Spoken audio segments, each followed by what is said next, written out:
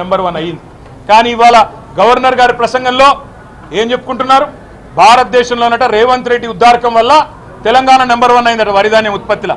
ఏది సంవత్సరం 14 నెలల్లో నువ్వు పంటలు ఎండబెట్టడం,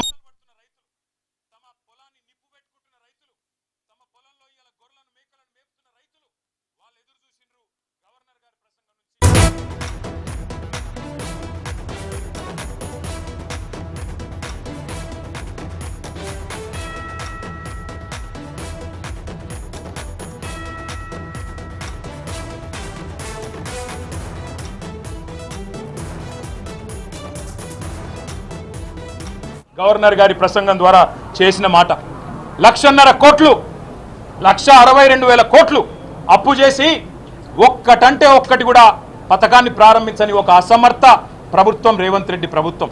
కేవలం కుంభకోణాలు, 20% కమిషన్లు, 30% ల్యాండ్ డీల్స్. నా మాట కాదు కాంగ్రెస్ ఎమ్మెల్యేలు చెప్తా ఉన్నారు. 30% కమిషన్ ఇస్తేనే మా మంత్రులు పనిచేస్తారు, 20% కమిషన్ ఇస్తేనే బిల్లులు వస్తాయి అని వాళ్ళ స్వయంగా కాంగ్రెస్ ఎమ్మెల్యేల నోటంబడ వస్తున్న మాటలు. కాంట్రాక్టర్లు సెక్రటేరియట్లో ధర్నాలు చేస్తున్న పరిస్థితి.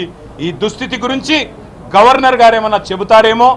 అవినీతి రహితంగా ప్రభుత్వాన్ని నడిపే ప్రయత్నం చేస్తాము. ఢిల్లీకి మూటలు పంపే దానిలో బిజీగా ఉన్నా, పదవులు కాపాడుకోవడం కోసం ఢిల్లీకి మూటలు తప్పకపోయినా కనీసం ఇకనైనా సర్దుకుంటాము, సరి చేసుకుంటామని ఒక్క మాట చెప్తారేమో అనుకున్నాం. దాని ప్రస్తావన లేదు.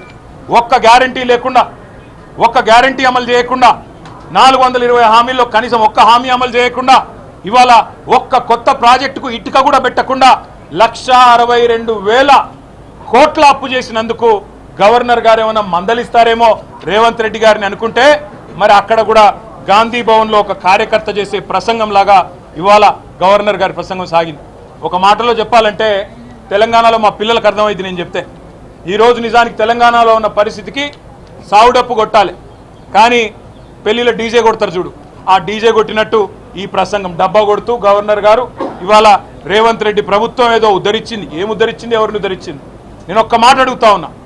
దావోస్లో 1,79,000 కోట్ల ఇన్వెస్ట్మెంట్లు అని గవర్నర్ గారు నోటెంబడం మళ్ళొక్కసారి పచ్చి అబద్ధం చెప్పించారు. పోయిన సంవత్సరం మీరు చెప్పిన 40,000 కోట్లలో 40 పైసలు వచ్చినాయా? దమ్ముంటే రేపు ప్రభుత్వం శ్వేతపత్రం ప్రవేశపెట్టాలని చెప్పి మేము డిమాండ్ చేస్తూ ఉన్నాం బడ్జెట్ సమావేశాల్లో.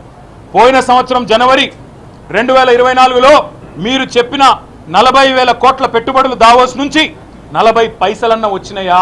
దమ్ముంటే, ముఖ్యమంత్రికి చిత్తశుద్ధి ఉంటే ప్రవేశపెట్టండి శ్వేతపత్రం. మీ అన్నదమ్ములతో మీరు కుదుర్చుకున్న కాంట్రాక్టులు కాదు. స్వచ్ఛ బయో అనే కంపెనీ పెట్టి అనుముల జగదీష్ రెడ్డి అని రేవంత్ రెడ్డి గారి సోదరుడే 1000 కోట్ల పెట్టుబడి పెడుతున్నట్టు బిల్డప్లు ఇవ్వడం కాదు ఇవాళ పెట్టుబడులు తేవడం అంటే. ఇవాళ తెలంగాణ నుంచి పెట్టుబడులు తరలిపోతున్నాయి, ఇది వాస్తవం. కేన్స్ అనే సంస్థ మేమానాడు కష్టపడి మైసూరు నుంచి పట్టుకొస్తే 3,700 కోట్ల పెట్టుబడి ఇవాళ సెమీ కండక్టర్ పరిశ్రమ గుజరాత్కు తరలిపోయింది, దొలేరాలో పెట్టుబడి పెట్టింది. కార్నింగ్ అనే పరిశ్రమ 1000 కోట్ల పరిశ్రమ మేమానాడు పట్టుకొస్తే ఈరోజు తమిళనాడుకు పోయింది. ఆ పరిశ్రమ చెన్నైలో పెడతా ఉన్నారు. అదేవిధంగా ప్రీమియం ఎనర్జీ అనే కంపెనీ 1,700 కోట్ల పెట్టుబడి సోలార్ కంపెనీ ఇవాళ ఆంధ్రప్రదేశ్కి